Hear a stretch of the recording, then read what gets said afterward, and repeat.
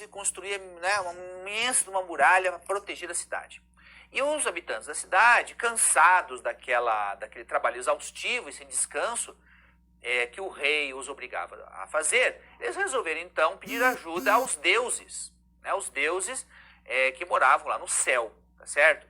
Então os deuses se apiedaram, ficaram com pena do povo e mandaram então para a terra um monstro, né, uma criatura chamada Enkidu. É claro que aqui eu estou resumindo essa história, a história é um pouquinho mais elaborada, tá? Mas só para que a gente note a questão da cidade, né, do selvagem e do civilizado. Então, o Enkidu, ele foi mandado para uma floresta, para uma região selvagem, próximo ali da cidade de Uruk. Ele estava lá vivendo como selvagem, então ele comia os animais, caçava e comia os animais, mas também esse monstro, essa criatura, ela espantava os caçadores que estavam por lá. Então havia caçadores que queriam caçar e aquele monstro não deixava eles caçar lá. Então eles foram reclamar para o rei. Vossa Majestade, Gilgamesh, rei de Uruk, nós caçadores não estamos conseguindo caçar lá naquela região porque tem um monstro lá, né, que atrapalha a nossa caça. Então o rei resolveu dar um fim nesse monstro e para isso, né, mandou uma mulher. Ele manda uma mulher, olha que interessante, né? Quando eu conto essas histórias, sempre pergunto, mas uma mulher? Porque ele não mandou um guerreiro matar o monstro, ele manda uma mulher. Então essa mulher vai até lá, passa um tempo com esse monstro e o civiliza, tá?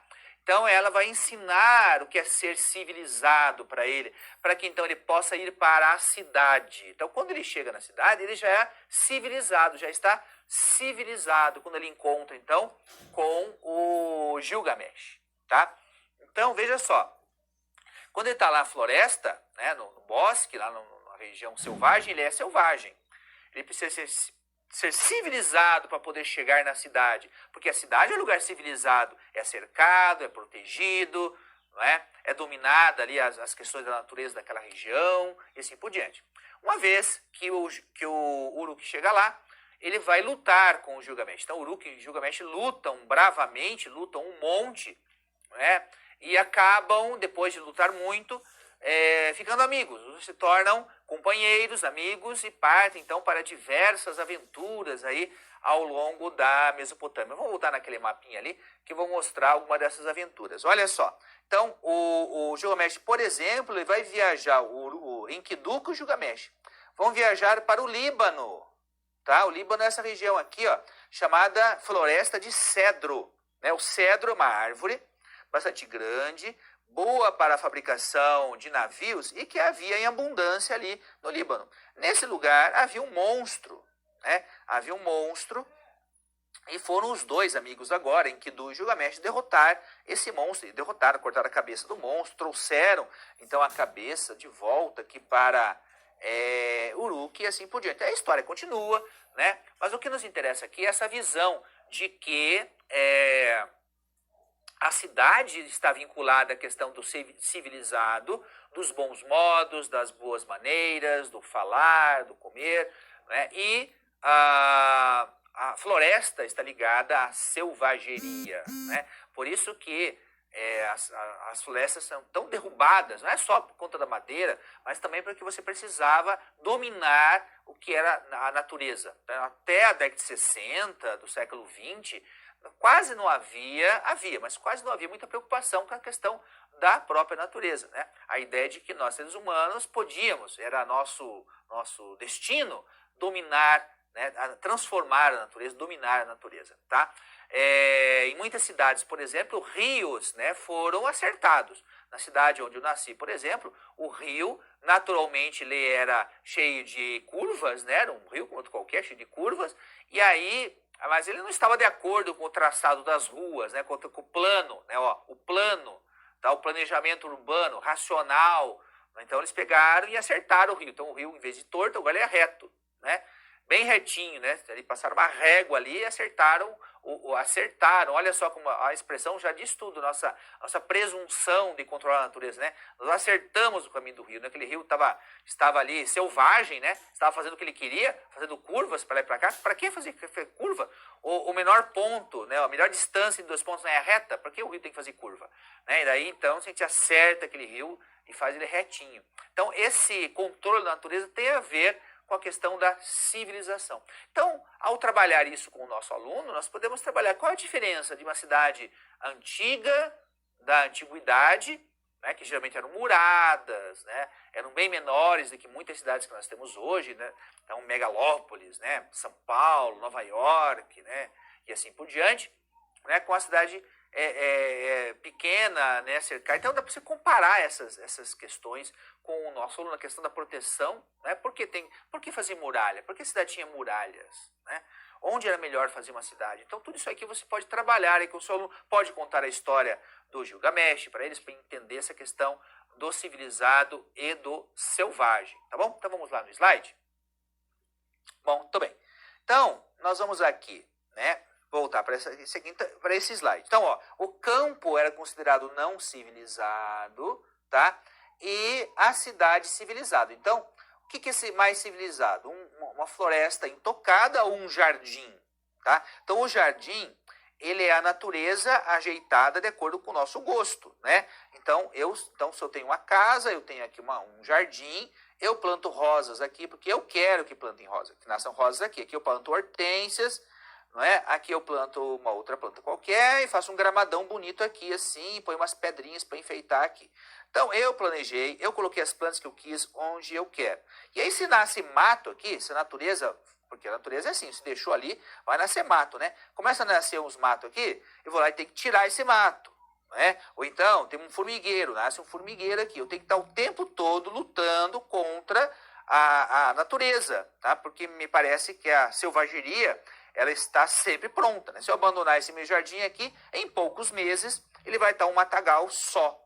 Né? Então, tudo aquilo que eu tinha planejado não vai ter mais. Então, me parece, né, que ser civilizado, tá, requer um esforço. Né? Você precisa estar sempre preocupado com a questão de não voltar à selvageria. É uma ideia iluminista essa, inclusive, né? Os iluministas diziam muito isso, né? Nós temos que tomar cuidado porque a barbárie está sempre à espreita. Olha só, a barbárie está sempre à espreita. Então, se nós não cuidarmos da questão da razão, da ciência, do progresso, da civilização, a selvageria sempre vai aparecer, a barbárie sempre vai aparecer. Então, essa ideia, né, da natureza controlada é civilização, da natureza não controlada é selvagem. Essa dicotomia ela está presente ao longo da história da cidade. Em vários momentos históricos é isso que vai acontecer. Por isso a questão do muro. Né?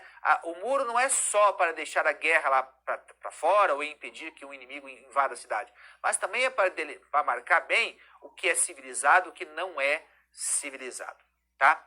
E o surgimento da cidade está vinculado à questão da agricultura, é evidente, tá? Porque para sustentar uma cidade, sustentar pessoas que não plantam, nem colhem, nem criam diretamente, que as pessoas que moram na cidade vão fazer outras coisas, serão soldados, artesãos, comerciantes, serão os governantes, a parte da burocracia, do Estado, enfim, uma série de outras funções da cidade, é preciso que a produção agrícola seja suficiente para isso. Por isso que os gregos antigos consideravam civilizado aquele que consumia pão e cerveja. Tá? Pão e cerveja. Por que pão e cerveja? Porque ambos requerem um trabalho, né? Requerem um controle da natureza. Porque você tem o trigo, né? Ou a cevada, no caso da cerveja, a cevada e o trigo. Ambos são cereais. Se ambos são cereais, então de ambos nós podemos produzir álcool. Nós podemos produzir álcool, né? Tanto a cerveja de trigo quanto a cerveja de cevada, né?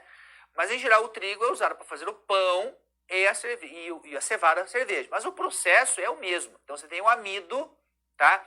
Então você vai fermentar esse amido. O que é amido? Amido é o branco, né? Então a farinha, tá? Pega lá uma farinha de trigo, ou a maisena, ou farinha de amido, de milho, é amido, aquela coisa branca lá é o amido, tá? Quando você come uma banana que está verde, a banana não amadureceu ainda, ela fica amarra, né? Fica aquela coisa ruim na boca da gente, é o amido, tá? Dá esse gosto de amargo, assim, ruim na boca da gente, é o amido. Então, ao fermentar esse amido, nós vamos transformá-lo em açúcar. Nós transformamos em açúcar. É o que acontece com a banana quando ela amadurece. O amido se transforma em açúcar, por isso que banana madura é doce. Né? O amido, de onde surgiu o açúcar da banana? Né? Por que ninguém jogou açúcar nela? Por que ela fica de amarra, ela fica doce? É que o amido se transformou em açúcar. E nós podemos fazer isso de forma artificial. Nós pegamos o amido e colocamos um fermento. Então, quando eu faço pão, o que vai acontecer? Aquele fermento, que também é um ser vivo, tá? Vai consumir o açúcar, vai fermentar aquilo ali, vai consumir aquilo. E aí, no caso do pão, né, a massa vai crescer, porque ele vai produzir gás carbônico. Então, aquelas bolinhas dentro da massa que faz o pão crescer, a gente corta o pão assim, é o gás, né? Que faz aquelas bolhas dentro do que o glúten, né? O glúten é que permite que isso aconteça, tá? Tão famigerado, coitado do glúten, né? Culpado de um montão de coisas. O glúten permite aquelas bolhas ali que o pão, então, a massa vai crescer, tá? Nesse momento também é produzido álcool, tá? O cheiro gostoso de pão, aquele pão assando, né? Todo mundo gosta de cheiro de pão. Eu nunca conheci ninguém que não gosta de um cheiro de pão quentinho assando no forno. Aquilo ali é o álcool. Tá? Aquele cheirinho ali é o álcool evaporando, porque quando você assa o pão, ele vai evaporar. Você pode comer o pão à vontade, que ninguém vai ficar bêbado de comer pão, porque já evaporou todo o álcool produzido ali. O que acontece na cerveja? Na cerveja, em vez de você fazer uma massa para crescer, você deixa então os bichinhos trabalharem, né, e produzirem do amido o açúcar, do açúcar o álcool. Tá? E aí você faz a cerveja. Então é preciso, primeiro, uma plantação, tem que ter uma organização, divisão do trabalho, você precisa ter todo um processo até chegar no pão, você tem que moer o trigo, né? Até chegar na cerveja, você tem que deixar ela fermentando lá num barril. Né? Há desenhos da Mesopotâmia em que aparece lá pessoas tomando a cerveja, que inclusive naquela época era muito mais doce do que é hoje. Né? A cerveja não tinha o lúpulo, né, o que deixa a cerveja amarga. Então você dá para imaginar que ela até é mais adocicada, porque nem todo o açúcar se transformava em álcool. Então, parte do açúcar ainda permanecia ali naquele líquido. Então, era mais doce, talvez, do que a nossa cerveja que nós temos hoje. Então, vejam, comer pão e beber cerveja é indicativo de civilização, porque para produzir tudo isso, você precisa de uma estrutura social bastante desenvolvida. E isso vai acontecer ao mesmo tempo que as primeiras cidades vão surgir na Terra. Ok? Então vamos lá no slide. Então nós temos aqui, né, a oposição campo não civilizado, jardim civilizado. Tá? Então tudo aquilo que tem a ver com a cidade nós vamos considerar civilização. Vamos aqui para a Grécia Antiga. Né? A Grécia Antiga. Tá? Então aqui nós temos, aqui é o mar Mediterrâneo, tá? O mar Mediterrâneo. E aqui então nós vamos ter a Península Balcânica, que é onde está a Grécia, tá? Aqui é a Península Ibérica, onde hoje tem Portugal e Espanha. Hoje aqui é Portugal e aqui é Espanha, tá certo? Aqui nós temos a França, hoje aqui nós temos a Itália. Aqui é o norte da África, tem vários países aqui, tá? Aqui nós temos a Turquia, aqui na Ásia Menor. A Península Anatólia, aqui nós temos o Mar Negro, né? Aqui o Estreito de Bósforo, aqui o Mar de Mármara, aqui em cima, tá bom? Muito bem, os gregos, eles não habitavam apenas a Grécia, que é aqui. Eles habitavam também o norte da África, habitavam aqui a costa da Península Anatólia, tá? Também a costa do Mar Negro, o sul da Itália, onde havia a chamada Magna Grécia, a Sicília, o sul da França e aqui também até na Península Ibérica, além da Córcega e da Sardenha, que são essas duas ilhas aqui, tá? E as muitas ilhas que tem aqui, tudo bem? No Mar Egeu, vamos ter várias aí cidades que os gregos habitavam, tá certo? Muito bem. A cidade grega, né? A cidade grega, ela é um pouco diferente das cidades que nós temos hoje. Primeiro, porque as cidades gregas, elas eram independentes uma das outras. É um conceito muito interessante. Muitas vezes o nosso aluno lá do Fundamental 2 ou mesmo do ensino médio tem dificuldade de entender o que é uma cidade-estado, né? O que era a polis grega, tá? Por quê? Porque hoje as nossas cidades não são mais independentes. Então, eu estou nessa cidade aqui, ela não é independente da minha cidade vizinha, né? Então, elas são dependentes, existe um governo central, no nosso caso aqui, lá em Brasília, né? Então as leis que são feitas em Brasília, elas valem para todas as cidades brasileiras, tá certo? A Constituição brasileira vale para todas as cidades, em qualquer uma, pode ser lá no Rio Grande do Sul, né? Pode ser lá no Amapá, pode ser onde for, as cidades são todas interligadas de alguma forma, né? Por isso que o prefeito de uma cidade não pode fazer um muro em volta da cidade e proibir, por exemplo, as pessoas de entrar ou de sair da cidade, né? Ele não pode fazer, o prefeito não pode fazer leis, ou os vereadores daquela cidade, fazer leis que contrariem a lei maior, a lei federal, e assim por diante, tá? Agora, a cidade-estado grega, ela era independente. Cada cidade tinha seu governo, tinha sua lei, tinha seu exército, tinha alguns costumes que eram próprios de cada região. Havia muita coisa em comum, claro. Eles falavam grego, né, tinham mais ou menos os mesmos deuses, havia uma unidade religiosa, havia até um sentimento de pertencer aos helenos, né? Mas não havia uma centralização. Então, mesmo quando os gregos fundavam colônias, tá? Vamos voltar naquele mapa lá. Mesmo quando os gregos formavam colônias, por exemplo, aqui ó, no sul da Itália, na Sicília, essas colônias não tinham um vínculo de dependência, de serem propriedade de alguma cidade original na Grécia. A colônia aqui não era a mesma coisa que o Brasil era a colônia de Portugal. É uma outra ideia. Então eram cidades independentes, tá? Que os gregos construíam aqui em vários lugares ali no mar Mediterrâneo, tá bom? Então, a polis grega tinha essa característica de ser independente, tá? Normalmente, quando nós estudamos Grécia Antiga, nós focalizamos ali em Atenas e Esparta, mesmo porque são as cidades mais bem documentadas e também elas são exemplos extremos, né?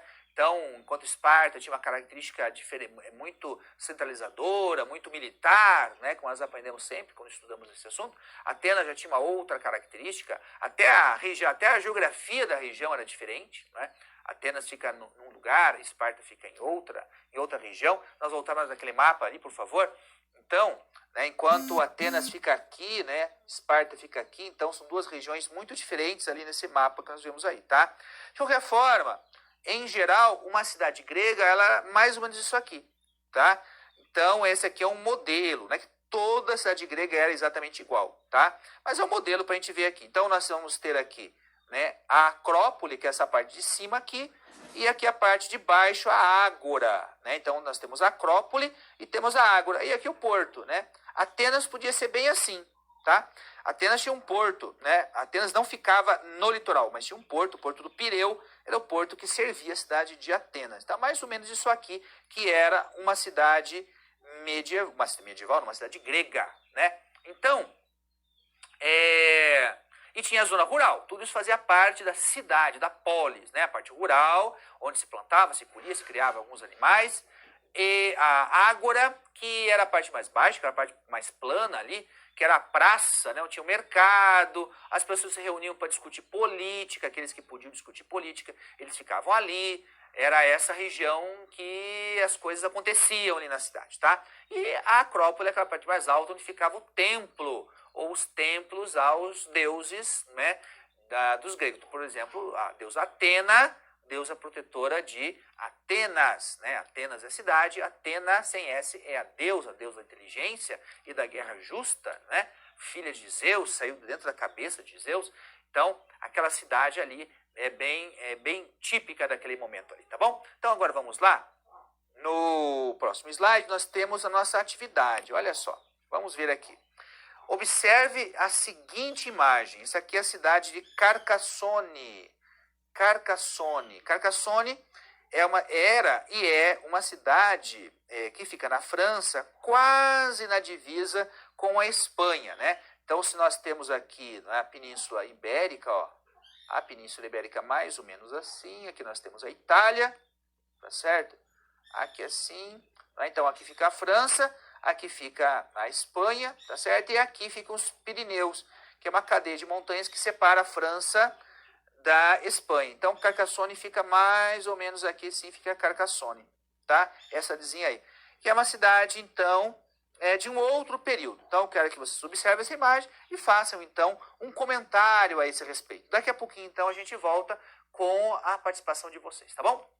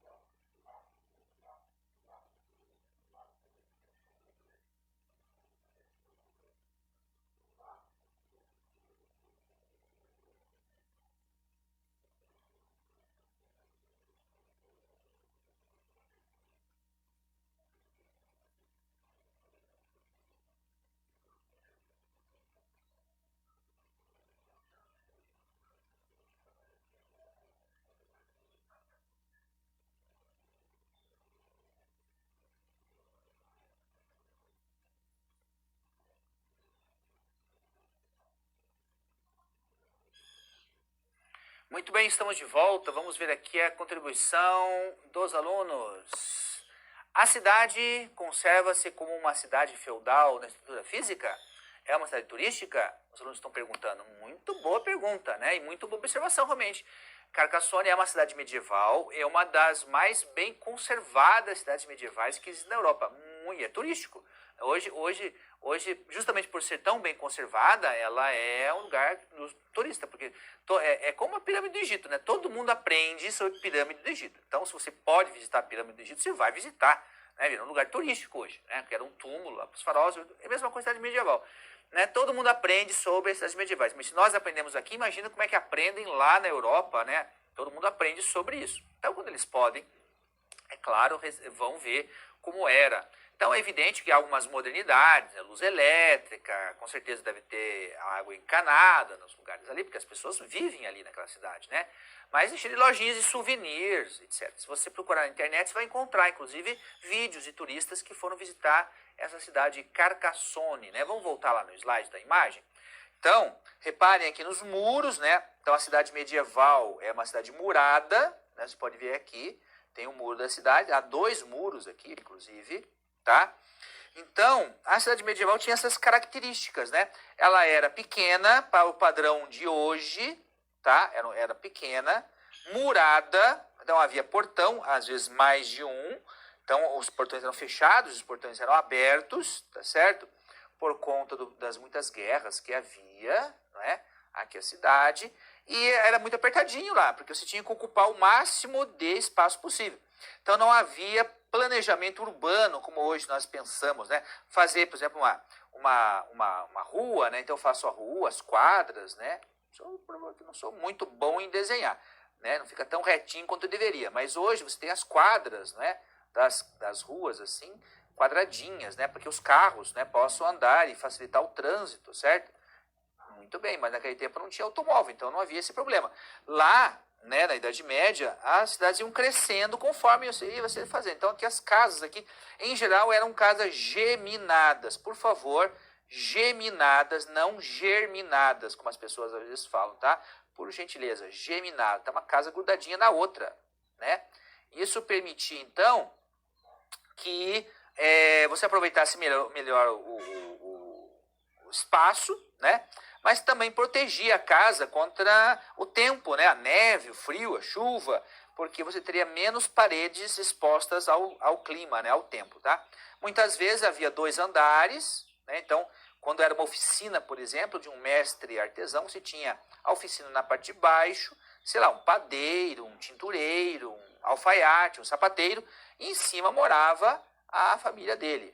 Estava aqui em cima. Lembrando que, né, durante boa parte da Idade Média não tinha vidro nas janelas, tá? As janelas medievais não tinham vidro, tá bom? Não havia o vidro plano. Esse vidro plano que nós temos hoje, tá? Que tem na janela da casa de vocês, só no século XIX que vai ser criado. Então, aqui nós temos o vidro, já tinha vidro já, desde lá do Egito Antigo tem vidro. Mas é o vidro de sopro, né? Não é o vidro plano que nós temos hoje. Então, a cidade de Carcassonne, inclusive, tem uma história interessante, né? Porque ela foi aí palco, né? Ela e outras cidades na mesma região, que é a região do Languedoc, né? Região sul da França. É uma região onde na Idade Média houve uma heresia. As heresias medievais eram crenças, né, que divergiam da Igreja Católica naquele momento. Então, se você tinha uma ideia que contrariava alguma ideia aceita pela igreja, você era considerado herege e essa sua ideia era uma heresia. E havia então ali muitas pessoas que eram cátaros, faziam parte do grupo dos cátaros. Então, era uma heresia, porque discordava de alguns princípios religiosos da Igreja Católica. Naquele tempo não havia, como é hoje, essa liberdade religiosa de poder ter ou não ter, ou escolher a religião, ou mudar de religião, tá? E muitos nobres dessa região protegiam ou eram cátaros, ou protegiam os cátaros ou eram cátaros. Então, o que aconteceu? O rei da França resolveu, então, promover uma cruzada, né? Vocês lembram que as cruzadas eram expedições militares que os cristãos medievais fizeram na tentativa de libertar a Terra Santa, de libertar Jerusalém do domínio muçulmano, tá? mas houve uma cruzada contra os próprios europeus. Então, essa expedição militar liderada pelo rei da França contra os cátaros foi vista como uma cruzada também, apesar de não ter sido contra os muçulmanos, eram contra cristãos, mas cristãos cátaros, não cristãos católicos, e muitas cidades foram invadidas, um monte de gente foi morta, inclusive na cidade de Carcassonne aqui, né? Então as tropas invadiram, um monte de gente morreu, muitas pessoas foram obrigadas a deixar a cidade nuas, né, sem levar absolutamente nada, né? E isso seria um problema hoje. Você imagina a Idade Média, quando o corpo era considerado um tabu, né? Então a nudez não era uma coisa tão comum quanto é hoje, apesar de, né, a gente ainda não andar por aí totalmente nu, mas é muito mais comum hoje nós vemos a nudez do que lá na Idade Média, tá? Então você mandar, por exemplo, aqueles que eram suspeitos de serem cátaros e sair da cidade nus, sem nada, era realmente uma punição bastante grande, tá? Muitos foram mortos, levados para fogueira, etc, etc. Então, essa cidade foi palco aí de uma série de situações, tá? É claro que a guerra do rei francês não foi apenas por conta da heresia, mas também porque esse é o momento em que os reis estão reconquistando o poder rumo lá ao absolutismo, estão reconquistando o poder que haviam perdido lá no começo da Idade Média, quando houve, né, a divisão dos reinos nos feudos e assim por diante, tá? Então, Carcassonne é uma cidade muito interessante para que a gente possa analisar e trabalhar lá com o nosso aluno, porque é uma cidade muito bacana. Você pode, inclusive, se você tiver disponível o Google Earth, por exemplo, você pode aproximar, né, pegar lá o globo inteiro e aproximar da França, e verificar as cidades via satélite, via foto da cidade via satélite, né? O aluno gosta muito desse tipo de coisa, chama a atenção do aluno quando ele faz isso, tá bom? Então vamos adiante. Então olha só, nós estamos aqui da Carcassonne, tá aqui uma outra cidade medieval, né? Olha só que bonitinha, aqui bem pequena, ó, né? Muito bonitinha, né? Ó, aqui está o muro, ó. As cidades, inclusive, que tinham mais de um muro. Então, você imagina que, vamos supor que essa cidade medieval, ela crescesse, tá? Então, era preciso fazer um outro muro mais distante, tá? Ou um outro muro mais distante ainda, tá certo? Ó, mas, às vezes, vários muros aí sucessivos dessas cidades. Porque quando elas ficavam cheias, não cabia mais ninguém lá dentro, você começava a habitar aqui fora, né? E logo precisava de um novo muro para proteger essa nova população que habitava aqui fora. Então aqui nós temos uma porta, ó, aqui nós temos uma porta, né, dessa cidade aí medieval, tá?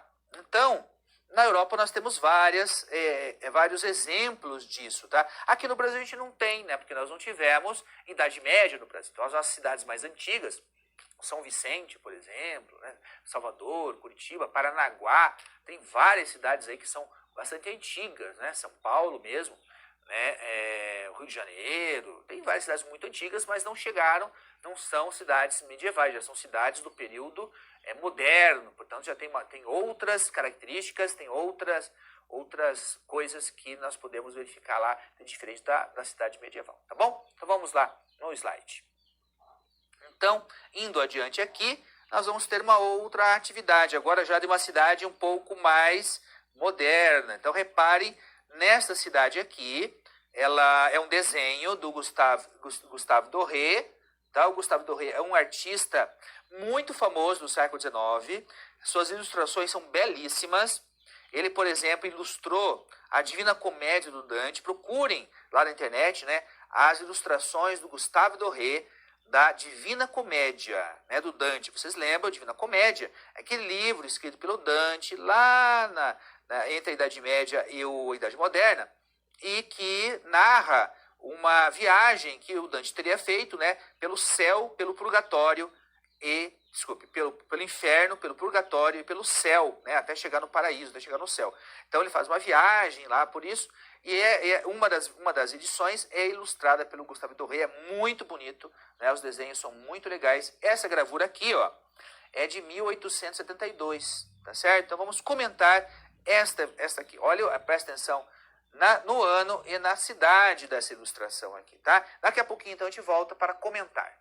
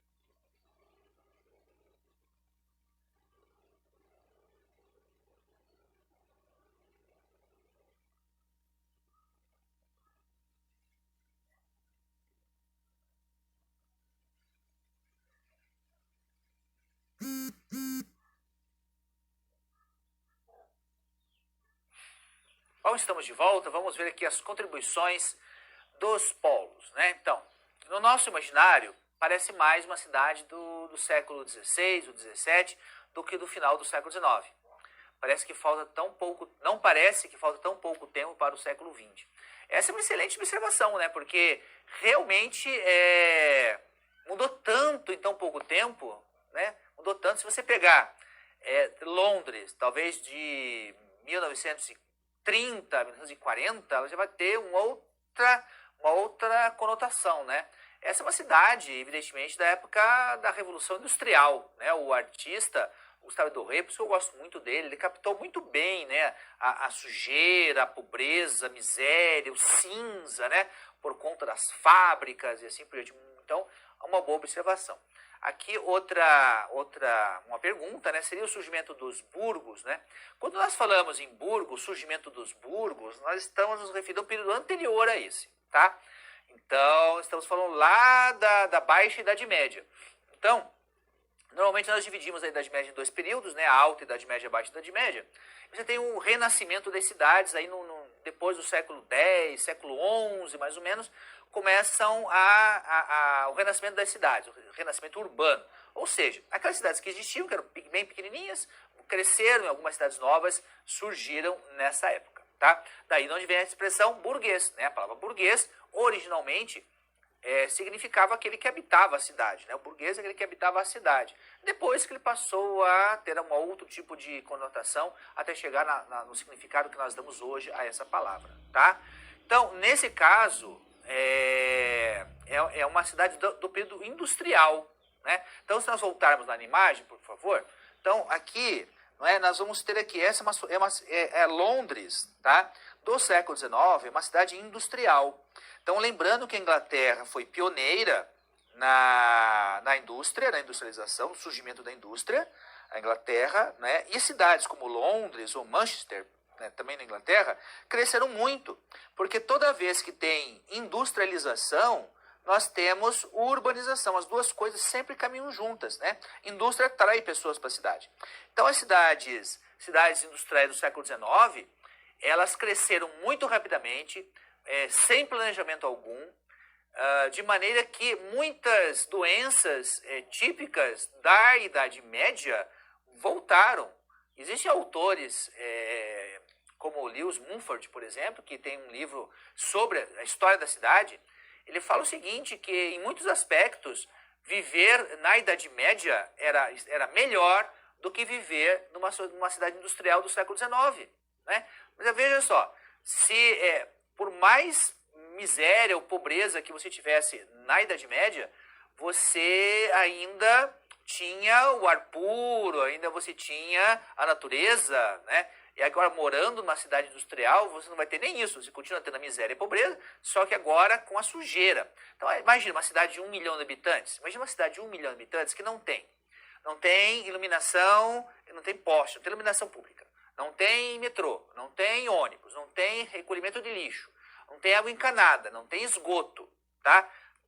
1 milhão de pessoas vivendo naquela situação ali, que não tem também a noção da necessidade da higiene, né? A descoberta dos micro-organismos é do século XIX, portanto ainda não está estabelecido a necessidade da higiene, aquela coisa toda. Então, por exemplo, a peste bubônica, que aconteceu lá no século XIV, na Idade Média, voltou a assolar em muitas cidades da Europa por conta da sujeira, né? A sujeira atrai os ratos trazem a peste, e aí muitas dessas doenças vão se espalhar também pela Europa, nesse momento nessas cidades industriais, não é? Em que o trabalhador dá preferência para morar perto da indústria, perto de onde ele trabalha, porque ele trabalha muitas horas por dia, ainda não existem as leis trabalhistas, elas vão sendo conquistadas ao longo do século XIX.